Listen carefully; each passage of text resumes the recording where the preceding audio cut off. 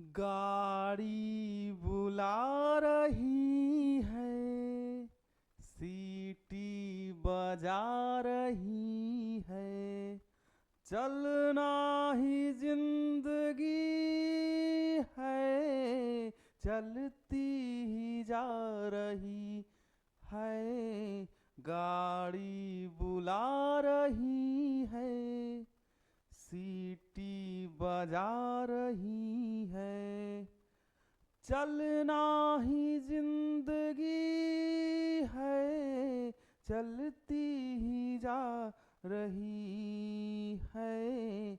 देखो वो रेल, बच्चों का खेल, सीखो सबक जवानों, सर पे है बोझ, सीने में आग, लब पे धुआं है जानो, फिर भी ये गा रही है, हाँ नगमे सुना रही है।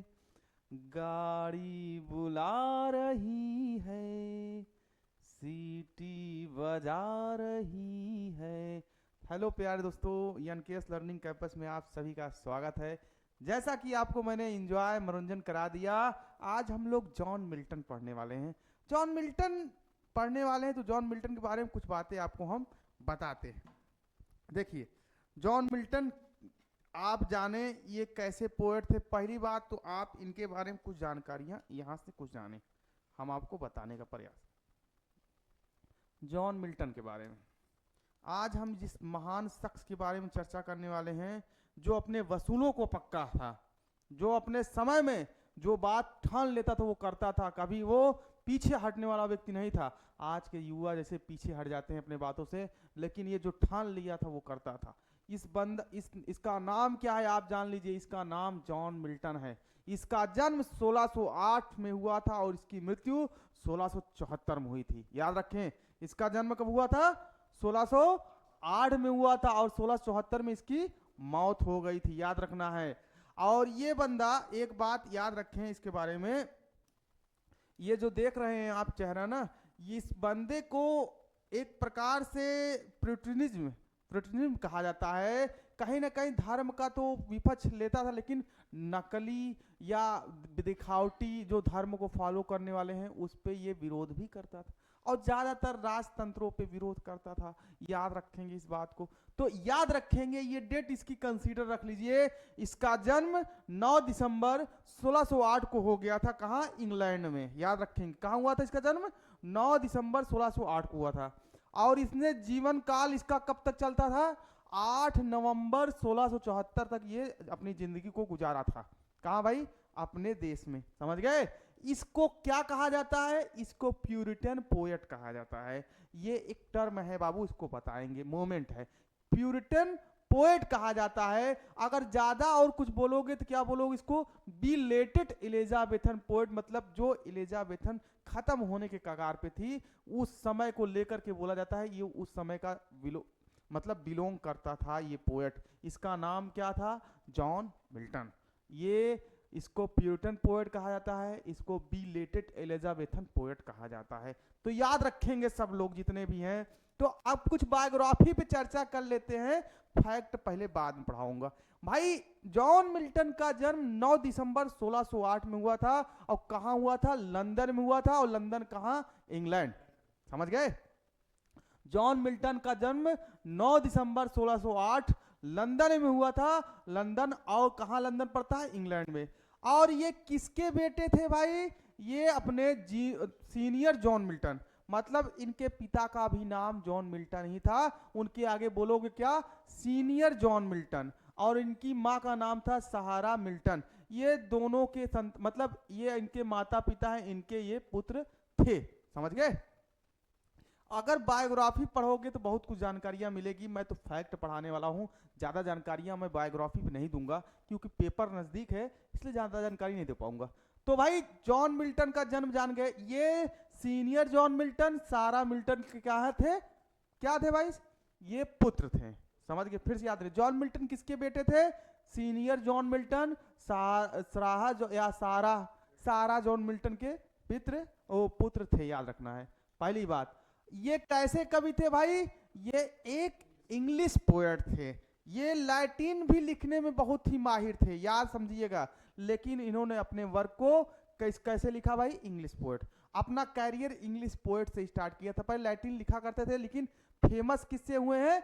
इंग्लिश पोएट से, पहली बात। ये पंपलीटर थे। पंपलीटर का मतलब पन्ने वाइज जो लिखा जाता है, पंपलीटर का भी काम करते हैं, समझ गए। और ये हिस्टोरियन कंसीडर किए जाते हैं का भाई, याद रखिएगा, विलियम शेक्सपियर के बाद सबसे महान कवि में किन्हें गिना जाता है? जॉन मिल्टन को। आपसे पूछा जाए कि विलियम शेक्सपियर के बाद कौन से कवि महान रहे हैं, तो आप बताएंगे जॉन मिल्टन, समझ गए। एक बात याद रखना, ये क्या क्या थे? ये इंग्लिश पोएट थे, पंपलीटर थे, हिस्टोरियन थे, और क्या थे भाई? विलियम शेक्सपियर के बाद इंग्लिश ऑथर में सबसे महत्वपूर्ण लेखक थे, याद रखना है। अपने बचपन में बात किया जाए, जब जॉन मिल्टन मतलब बचपन में थे, तिनको एक स्कूल में भेजा गया था। उस स्कूल का नाम था एसटी पॉल्स स्कूल। बचपन में इन्हें किस स्कूल में नाम लिखाया गया था? एसटी पॉल स्कूल में इनका नाम लिखाया गया था, इनके बचपन में। किसको भाई? जॉन मिल्टन को। आपसे क्वेश्चन पूछा जाएगा, जॉन मिल्टन ने बचपन में कहा उनका नाम लिखाया गया था, तो बताओगे भाई एसटी पॉल स्कूल। अब याद रखिए, और इनके जीवन में उन्होंने वहां पर क्या सीखा? लैटिन सीखा। क्या सीखा वहां पे उन्होंने? फिर से याद रखना, वहां पे इन्होंने क्या सीखा? इन्होंने लैटिन सीखा। किसने सीखा? जॉन मिल्टन ने। लैटिन सीखा था, ग्रीक सीखा था, इटालियन सीखा था, हैब्रू सीखे थे, फ्रेंच सीखे थे, स्पेन। अरे भाई तो मल्टी टैलेंटेड व्यक्ति था, बहुत सारे भाषाओं का नॉलेज था इसको, समझ लीजिए। जॉन मिल्टन अपने समय में सबसे ज्यादा पढ़े लिखे पोएट थे। विलियम शेक्सपियर के बाद इन्हें कंसीडर तो किया जाता है, लेकिन सबसे ज्यादा पढ़े लिखे व्यक्ति कौन थे आपके? John Milton. एमआई किए थे भाई, एमआई उस समय में करना बहुत बड़ी बात है। आज तो भाई एमआई करने में हवा खराब होती, उस समय उसने एमआई किया था, समझ गए। तो कितने भाषाओं उन्होंने सीखा था बताइए? लैटिन सीखा था बंदा, ग्रीक सीखा था, इटालियन सीखा था, हैब्रू सीखा था, फ्रेंच सीखा था, और स्पेनिश सीखा था। इतनी भाषाओं को ये बंदा सीखा था, समझ गए। आगे चलते दोस्त, कुछ आगे बात चलते हैं। देखो भाई, अगर आप देखें तो इन्होंने एक कॉलेज में नाम लिखाया, उस कॉलेज का नाम था क्राइस्ट कॉलेज। तो वो क्राइस्ट कॉलेज किस में आता है? कैम्ब्रिज। वो कैम्ब्रिज की ही शाखा थी। इनका सबसे पहले वहां पे नाम लिखाया गया क्राइस्ट कॉलेज में, और क्राइस्ट कॉलेज किस में आता है? कैम्ब्रिज में। उन्होंने वहां पे क्या किया? ग्रेजुएशन किया। ग्रेजुएशन मतलब बाबू बीए वाली डिग्री जानते हो, वो ग्रेजुएशन में आती है। बहुत सारे ग्रेजुएशन साइंस से भी करते हैं, हर सब्जेक्ट्स करते हैं, लेकिन अब इन्होंने का बैचलर ऑफ आर्ट का मतलब है बीए किया था। क्या किया था इन्होंने?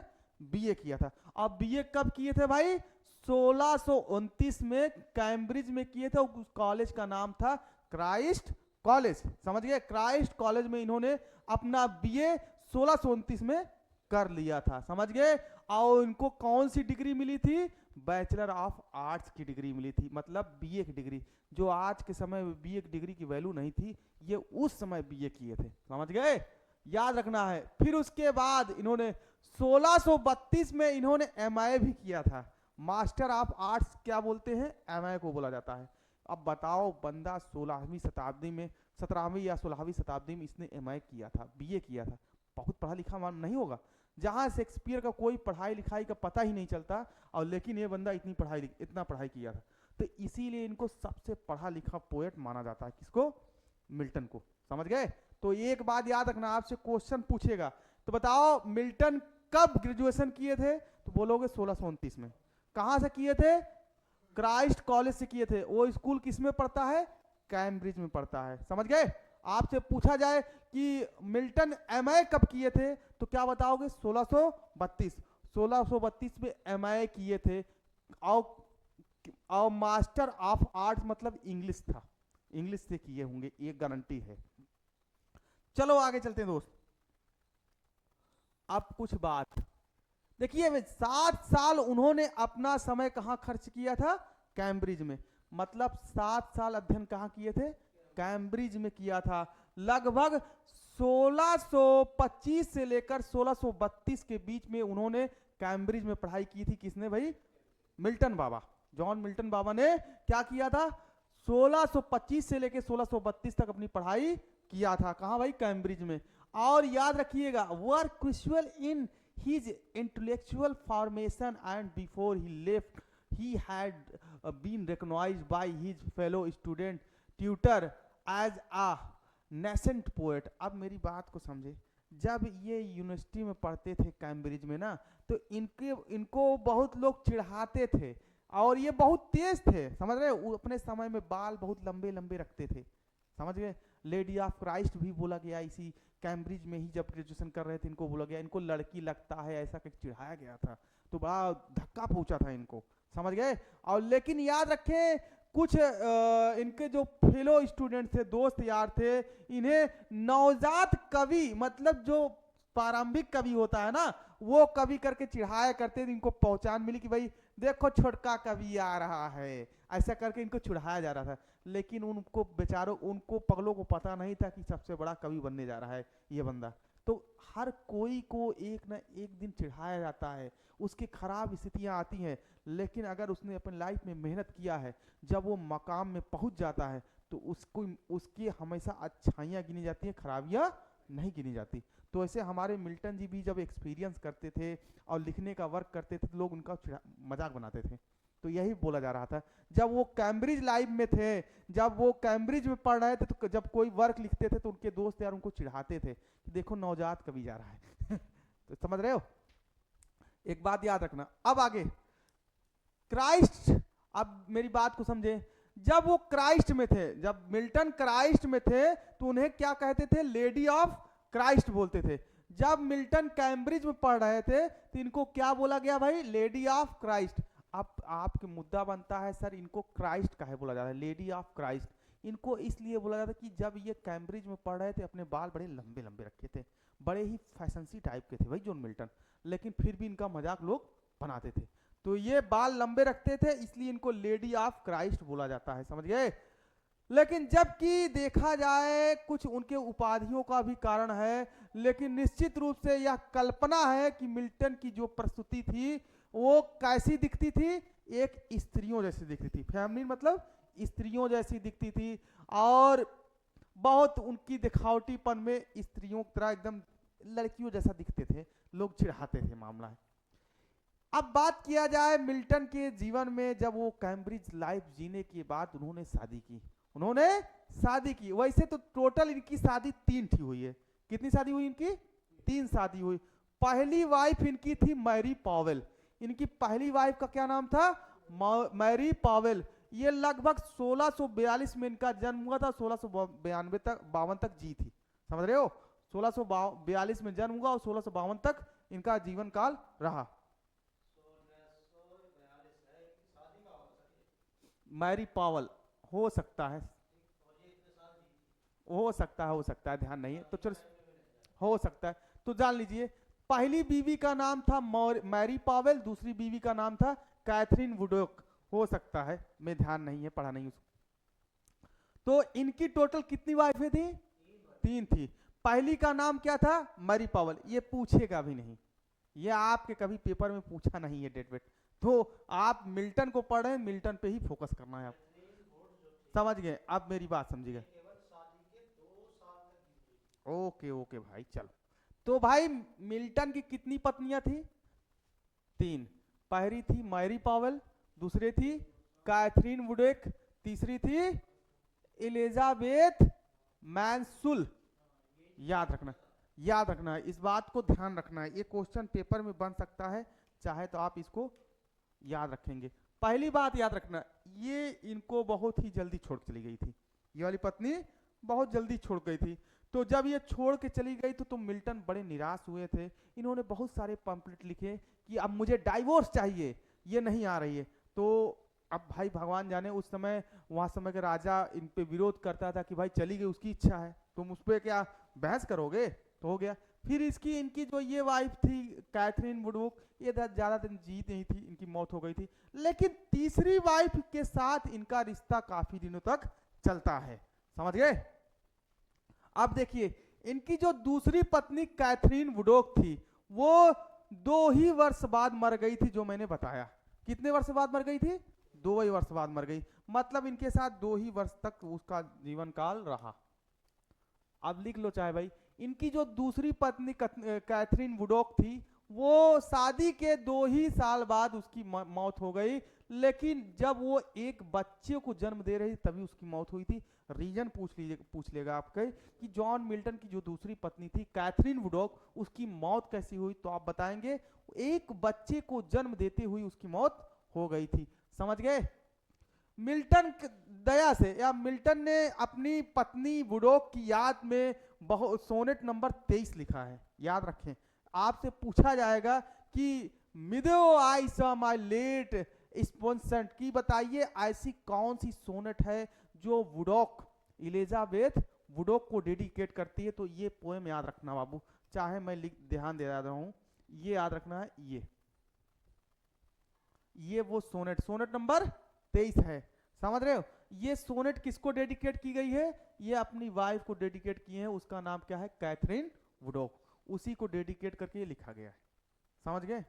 तो थोड़ा डेट वोट में प्रॉब्लम हो जाती है, उस पर ध्यान न दिया करें, क्योंकि जो नहीं किसी को पता उसमें नहीं होता। आगे, मैरी पॉवेल से शादी करने के बाद, या शादी कर लिए थे, तो 1642 में मिल्टन कहीं ना कहीं अपनी पत्नी को डिजर्टेड मतलब क्या होता है? अब मेरी बात समझे, मैरी पॉवेल से 1642 में इनकी शादी हो गई, तो मिल्टन अपने शादी के कुछ महीने बाद अपनी पत्नी को क्या किए? डिजर्टेड थे। डिजर्टेड मतलब क्या होता है? वर्ड मीनिंग आप सर्च कर लीजिए, थोड़ा इस वर्ड मीनिंग का ध्यान नहीं है दोस्तों, तो हम आपको बताना चाहेंगे क्या था।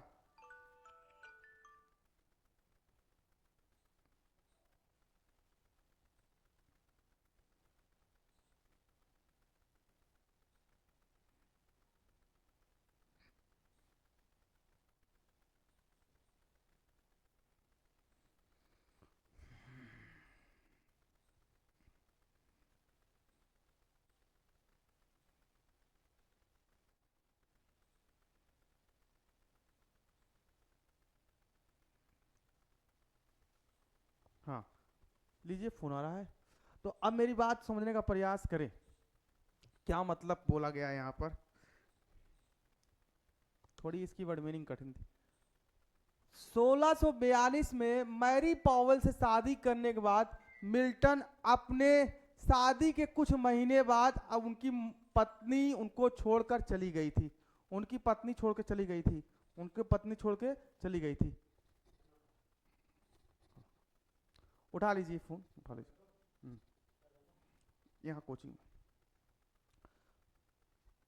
1642 में मैरी पॉवेल से जब उनकी शादी हो गई थी, समझ रहे हो? और 1642 में मैरी पॉवेल से उनकी शादी हो गई, तो मिल्टन उनकी पत्नी उनको छोड़ दी थी।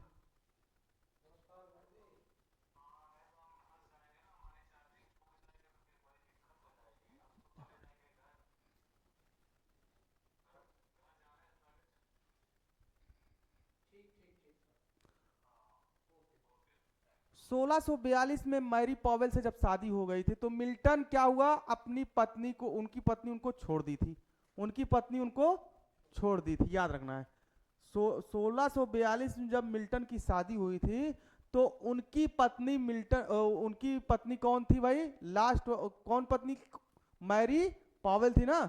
उन्होंने उनकी शादी के बाद कुछ महीने बाद उनको छोड़ दी थी, समझ गए? याद रखना है। अब पूछा जाएगा मैरी पॉवेल से कब शादी हुई थी मिल्टन की? 1642 में हुई थी, ध्यान रखना है। तो भाई मैरी पॉवेल से शादी करने के बाद उनकी पत्नी जो थी मिल्टन को उनके शादी के ही कुछ महीने बाद छोड़ दी थी, ये बात याद रखना है। इस वर्ड मीनिंग का थोड़ा मीनिंग ध्यान देना, यहां स्वीकारना समझ में आ रहा था तो इसलिए इसका मीनिंग ना बता पाए। चलिए आगे आगे चलते दोस्तों। अब क्या बताया जा रहा है? अब यहां कहीं ना कहीं उनके जो अपनी पत्नी से अलग होने का कारण था, क्या कारण था ये देखा जाता है। मैरी पॉवेल से उनका अलग होने का कारण ये बताया जाता है कि भाई कहीं ना कहीं वो उनकी बातों को, मैरी जो है मैरी की बातों को मिल्टन मान नहीं रहे थे, इसलिए मैरी ने छोड़ के उनको चली गई थी, ये माना जाता है। ये देखिए यह कारण दिखाया जाता है उनके अलगाव का कि मैरी के जो अनुपालन या जो उनकी रॉयलिस्ट थी वो कहीं न कहीं उसको फॉलो मिल्टन नहीं कर रहे थे, ये बात दिखाया जाता है। Acclimation and Milton's and anti-royalist and discrepancy in their ages at the time of marriage. Milton was 34 while Mary was just 70 years old. ये भी दिखाया जाता है कि मैरी पॉवेल तो 17 साल की थी और जॉन मिल्टन कितने थे, 34 साल के थे। एक काफी अंतर था, इसीलिए मैरी पॉवेल उनको छोड़कर चली गई थी। समझ गए। अब याद रखिएगा, जो आदमी इतना पढ़ लिख लेता है उसकी शादी तो लेट हो भी करती भाई। जब बंदा एमए कर लिया, ग्रेजुएशन कर लिया, तो उसकी 30-35 उम्र होना मजाक की बात है। अगर इतना वो पढ़ा है तो इतनी उम्र हो ही जाएगी भाई। तो इतना पढ़ा था और इसी वजह से मैरी पॉवेल उनको छोड़ चली गई, क्योंकि उनसे बहुत वो छोटी थी। समझ रहे हो, सीधा सीधा 17 ही छोड़ थी, 17 साल छोड़ थी, इसलिए उनको छोड़ के चली गई। और इस बात से मिल्टन बड़े नाराज हो गए, बड़े दुखी हो गए और पंपलेट पे पंपलेट लिखने लगे, डाइवोर्स पेपर लिखे कि कब मेरी वाइफ आएगी वापस, लेकिन वो आई नहीं। याद रखना। तो ये कुछ एज का भी प्रॉब्लम था और कुछ उनके अनुपालन या शिष्टाचार का भी प्रॉब्लम था, इसी वजह से छोड़ के गई थी। कौन? Mary Powell. उनको छोड़ चली गई। किसको? जॉन मिल्टन को। और जॉन मिल्टन शादी के समय कितनी एज थी उनकी? 34 थी। याद रखना। 17 साल का अंतर बहुत मायने रखता है भाई। इतना अंतर शादी करोगे छोड़ के जावे करेगी, गारंटी है।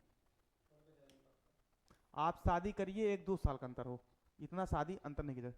तो भाई उनकी पत्नी से ये तर्क वितर्क या झगड़ा होने के बाद, समझ रहे हो, तो मिल्टन ने क्या लिखा? 4 निबंध लिखा था। 4 ट्रैक्ट्स मतलब 4 निबंध या 4 पैम्पलेट लिखे थे। और पहला था, उन्होंने सिद्धांत दिया था डॉक्ट्राइन एंड डिसिप्लिन, ये दिया था, याद रखना है। और वो किस पे लिखा गया था? डाइवोर्स पर, कि भाई ऐसे कोई पत्नी किसी को छोड़ के नहीं जा सकती, इसका कोई कारण दीजिए, डाइवोर्स दीजिए तभी मैं छोड़ूंगा उसको। वो बिना डाइवोर्स दिए मैं शादी भी नहीं कर सकता। पुराने जमाने में अगर कोई लड़की औरत छोड़ चली जाए बिना उससे डाइवोर्स लिए, आप दूसरी शादी भी नहीं कर सकते। तो इसीलिए वो लिख रहे हैं, प्रार्थना कर रहे हैं कि तुम डाइवोर्स तो दे के जाती, मैं दूसरे शादी कर लेता। तो ऐसे छोड़ चली गई हो। 1643 में लिखा था इसको, समझ गए। फिर लिखा judgement of Martin Bruser counselling divorce, ये भी लिखा था 1644 में, वही डाइवोर्स से ही रिलेटेड था। ये बताना चाहते हैं कि तुम छोड़ के चली गई अच्छी बात है, लेकिन तुम मुझे डाइवोर्स दो। उनका ये मानना था, क्योंकि उनको दूसरी शादी करनी थी, तीसरी शादी करनी थी, जैसा भी हो। फिर उन्होंने लिखा टेट्राडन 1645 में, केवल वही कि डाइवोर्स का ही सिस्टम है, पैम्पलेट उन पर लिखा था ताकि मुझे डाइवोर्स मिल जाए। फिर उन्होंने लिखा कोलास्टेरियन लिखा था 1645 में। ये सब के सब डाइवोर्स पे रिलेटेड पैम्पलेट हैं, ध्यान देना आपको। अब कुछ इंपॉर्टेंट फैक्ट पढ़ेंगे मिल्टन के बारे में, यही पेपर में आने वाला है दोस्तों, याद रखना। अब जो पढ़ने वाले को आएगा पेपर में आएगा, यही आएगा। चलो कुछ फैक्ट पढ़ेंगे। मिल्टन का जो साहित्यिक कैरियर है वो कितने भागों में बांटा गया है? 3 भागों में बांटा गया है। मिल्टन का जो जीवन समय है, जीवन रेखा है, वो कितने भागों में बांटा गया है? 3 भागों में। पहली बात याद रखना, कौन पहला जो पीरियड है, हाँ, जो मिल्टन का जो साहित्यिक करियर, लिटरेरी का मतलब उन्होंने जब साहित्य पे लिखना स्टार्ट किया, वर्क लिखना स्टार्ट होता है, उसको बोलता जाता है लिटरेरी कैरियर। तो मिल्टन का जो साहित्यिक कैरियर वो 3 भागों में बांटा गया है। पहला पीरियड की बात किया जाए तो फर्स्ट पीरियड उनका चलता है 1632 से लेकर के 1637 के बीच में चलता है। और इस पीरियड को हम किससे जानते हैं? हॉरिटन पीरियड से। इसको कैसे जाना जाता है? हॉरिटन पीरियड। याद रखिएगा, आपसे पूछा जाएगा मिल्टन का जो पहला पीरियड था साहित्यिक पीरियड, उसे क्या कहा जाता है? हॉरिटन पीरियड। देखो मैंने रेड भी कर दिया है, याद रखे, ये क्वेश्चन आपसे पेपर में पूछे ताकि आप दिक्कत में ना रहें, समझ गए। आगे चलते हैं कुछ बातें। अब इनका जो दूसरा पीरियड है वो 1640 से लेकर के 1660 तक है। और इसको क्या जाना जाता है? इसको जाना जाता है the period of momentous constitutional struggle. इसमें इन्होंने संविधान या अपने समाज में होते हुए बुराइयों को देख करके उन्होंने जो पैम्पलेट लिखे थे, तो ये वो पीरियड है जो सिविल वार चल रहा था उस समय का ये घटना दिखाते हैं। जो तीसरा पीरियड है वो आपको भी पता, मुझे भी पता, चार्ल्स सेकंड आया था, रेस्टोरेशन का समय है, रेस्टोरेशन का समय है जब चार्ल्स सेकंड गद्दी पे बैठा था। यही पीरियड ही मिल्टन का पीरियड है। यही पीरियड किसका है? मिल्टन। सारे अच्छे वर्क कहाँ लिखे थे मिल्टन ने? अपने तीसरे पीरियड में, याद रखना है। 2 पीरियड में उनका स्ट्रगल, उनकी वाइफ छोड़ गई, यही सब दिखाया था। तीसरा ही पीरियड आपका क्या होता है? वो पूरी तरह से अंधे हो जाते हैं। हमारे मिल्टन जी एक ओल्ड ब्लाइंड हो जाते हैं, बुढ़े हो जाते हैं और निराशाजनक कवि बन जाते हैं, दुखी हो जाते हैं कि और पूरी तरह से अंधा कितने साल में मरे? 44 साल में। मिल्टन कितने साल में अंधे हुए थे? 44 साल में पूरी तरह से अंधा हो गए थे। बिल्कुल सही है। और यही जो तीसरा पीरियड है हम लोग साहित्य में क्या जानते हैं? इसी को जानते हैं जॉन मिल्टन एज या एज ऑफ जॉन मिल्टन, या इसको बोला जाता है पुरिटन एज, इसी को बोला जाता है। और वो कब से कब तक है? 1625 से लेकर 1660 तक। ये जॉन मिल्टन का समय है। सारे अच्छे वर्क जैसे आप पढ़ते हैं पैराडाइज लॉस्ट, पैराडाइज रिगेंट, वो कब आए थे? इसमें आए थे, समझ गए? वो पहले 2 पीरियड में नहीं आए थे, इनका ये वर्क है। और इसी समय में मिल्टन हमारे अंधे हो जाते हैं। मेरा मानना है मिल्टन अंधे होने के बाद ही अच्छे वर्क लिखे थे, समझ गए? याद रखना है। ये पीरियड कब से कब तक था जॉन मिल्टन का? 1625 से 1660 तक। यही एज में इन्होंने सारे अच्छे वर्क दिए थे। कौन? John Milton. याद रखना है आपको।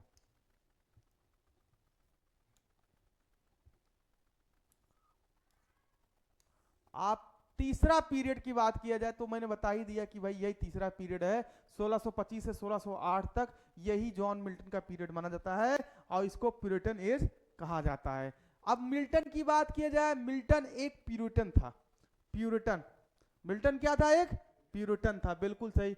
जो कहीं ना कहीं बाइबल के अथॉरिटी पे विश्वास करता था। मतलब जो लोग बाइबल का नाम लेकर के लूटते थे, जो चर्च में लूटा जाता था, वो उस पर बहुत कम मानता था। ये बाइबल के अधिकार को, बाइबल के सही तरीके से अध्ययन किया था और ये बाइबल की पूरी मतलब हर चीज से परिचित था। जो बाइबल के नाम पे लोगों को लूटा जा रहा है, दुनिया भर के झूठे जो रिलीजियस धर्म दिखाए जाते वो उसको विरोध करता था, समझ रहे हो? ये प्यूरिटन एज का ही पोएट था और ये प्यूरिटन कहलाता है। मिल्टन एक प्यूरिटन था जो क्या करता था? बाइबल की अथॉरिटी में विश्वास करता था।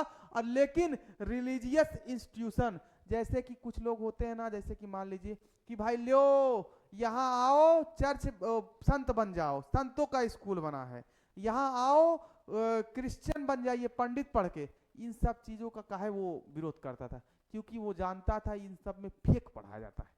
कोई धर्म का कोई स्कूल होता है नहीं ना, इसलिए उसका वो विरोध करते थे। कौन? हमारे जॉन मिल्टन। तो किसका विरोध करते थे?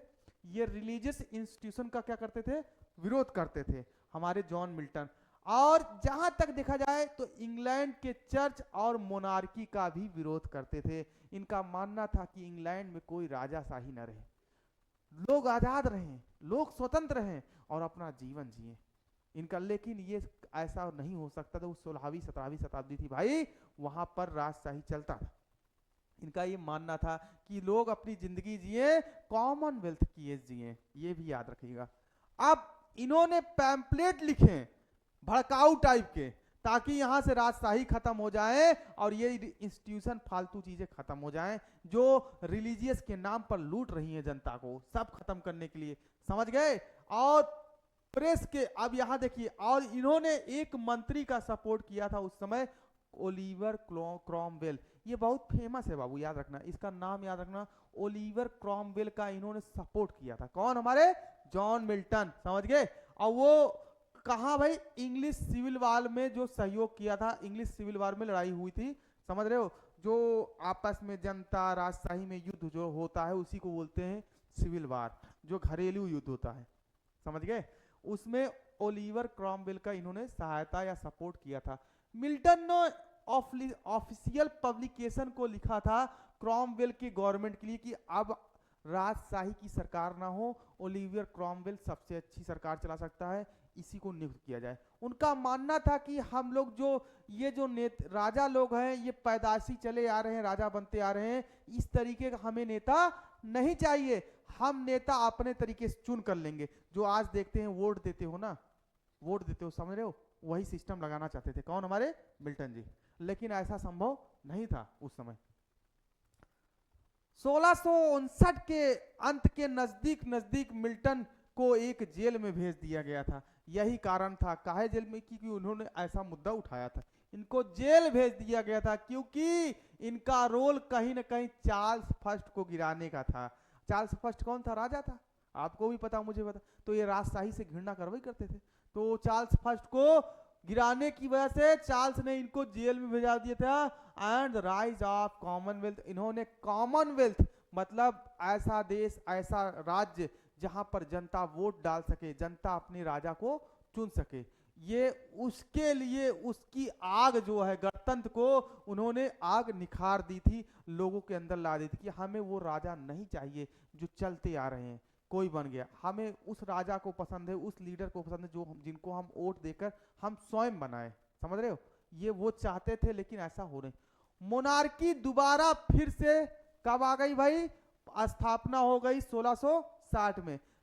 चार्ल्स सेकंड में आ गया, चार्ल्स सेकंड आ गया। तो इनके लिए दिक्कत हो गई कि इन्होंने इतने सारे मेहनत किया था, तो ये छुप छुप के रहने लगे। और ये बाबू अंधे भी हो चुके थे उस समय। क्या हो गए थे? अंधे भी हो चुके, 44 साल में। तो राजा चार्ल्स सेकंड जब 1660 में दोबारा गद्दी पर बैठता है, तो मिल्टन को आदेश दे, जहां मिल्टन मिले दोबारा उसको पकड़ लिया जाए, जेल में पकड़ लिया जाए, रख लिया जाए।